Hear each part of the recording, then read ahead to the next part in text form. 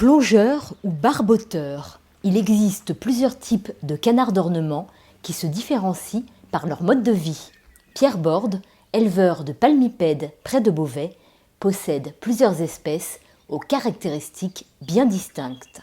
La particularité du plongeur morillon, c'est un canard qui plonge en permanence. Il va donc chercher dans la vase, au fond du plan d'eau. Là, le plan d'eau fait 1 mètre. Donc il plonge 1 mètre et il va chercher dans la vase des vers, des larves.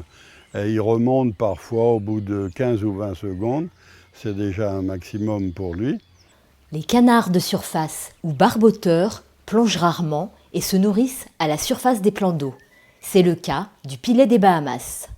Si vous êtes en train de creuser, de faire un trou dans votre jardin à côté du plan d'eau, vous le voyez arriver près de vous pour trouver un ver.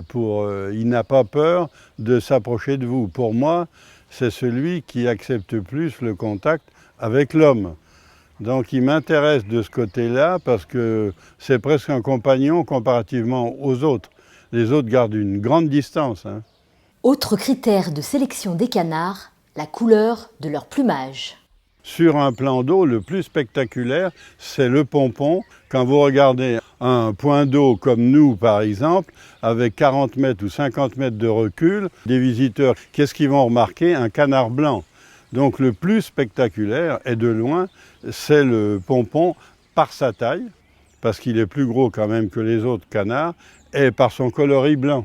Le mâle mandarin est réputé pour la forme et la couleur de ses ailes. Sur le plan d'eau, c'est celui qui a le plus bel étalage de couleurs.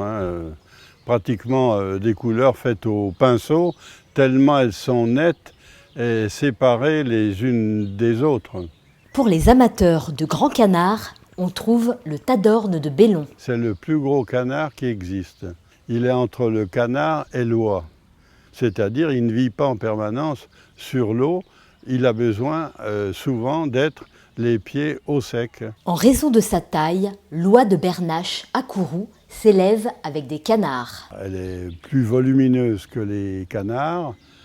On la voit souvent sur l'île parce qu'elle n'est pas très aquatique. Elle aime l'eau, mais elle aime mieux la terre ferme. Donc elle est souvent sur l'île, donc on en profite au coup d'œil beaucoup plus. Finalement, les oies de Bernache, je les élève comme mes autres canards. Ils sont mélangés ensemble, donc c'est le même élevage, même nourriture et même élevage. Avantage des canards, ils mangent les limaces et les escargots du potager sans faire de dégâts dans les cultures.